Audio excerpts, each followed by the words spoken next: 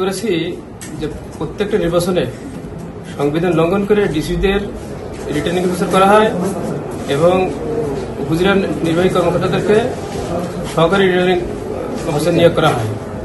এটা সংবিধানের স্পষ্ট লঙ্ঘন, কারণ সংবিধানে বলা হয়েছে নির্বাচন পরিচালনা করবে নির্বাচন কমিশন এবং নির্বাহী বিভাগ নির্বাচন কমিশনকে সকল প্রকার সহযোগিতা দিবে।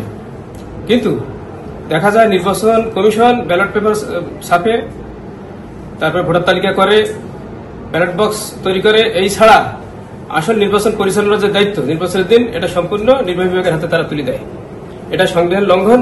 আমরা চেয়েছি যে এই সংবিধান লঙ্ঘন করে আগামী নির্বাচন থেকে আর যাতে রিটার্নিং অফিসার ডিসিদেরকে না করা হয়, এর পরিবর্তে জেলা নির্বাচন কর্মকর্তা আছে তাদেরকে রিটার্নিং অফিসার নিয়োগ করতে হবে এবং উপজেলা নির্বাচন কর্মকর্তাদেরকে সহকারী রিটার্নিং অফিসার করতে হবে। এটা হলে নির্বাচন কমিশনের যেহেতু তাদের নিজস্ব লোকবল, এটা দিয়ে তারা নির্বাচন পরিচালনা করতে সক্ষম।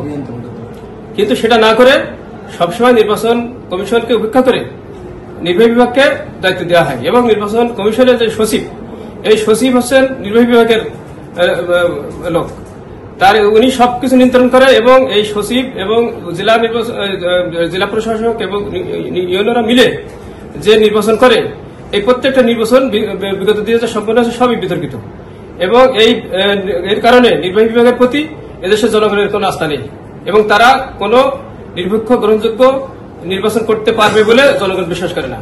এবং আমরা চাইছি সংবিধান অনুসারে নির্বাচন কমিশনের নিজস্ব লোকবল থাকতে হবে এবং এর জন্য সেখানে আমরা ইলেকট্রাল সার্ভিস কমিশন চেয়েছি যে ইলেকট্রাল সার্ভিস কমিশন প্রণয়নের মাধ্যমে তার নিজস্ব নিয়োগ হবে এবং নিজস্ব নিয়োগের ফলে যে লোকবল আসবে সেই লোকবল থেকে নির্বাচন তার পরিচালনা করবে।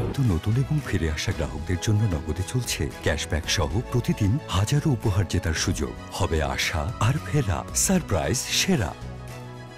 শুধুমাত্র আমি প্রধান নির্বাচন কমিশনকে রেসপন্ডেন্ট করেছি। কোন কোর্টে শুনানি হবে, কবে হবে? এটা অ্যানেক্স 34 শিকদার মাহমুদুর রাজের নেতৃত্বাধীন দ্বিতীয় বেঞ্চে এটা আগামী সপ্তাহে আশা করি শুনানি হবে। বিগত দিনে রেফারেন্স দিয়ে এটা করা হয়েছে যে প্রত্যেকটা নির্বাচনে ডিসিদেরকে দায়িত্ব দেওয়া হয় এবং সম্প্রতি নির্বাচন কমিশন ডিসিদের সাথে সম্মেলন করেছে, মত বিনিময় করেছে, সরকারও করেছে এবং আমরা এতে প্রতীয়মান হয় যে ডিসিরা আবার দায়িত্ব পাচ্ছে।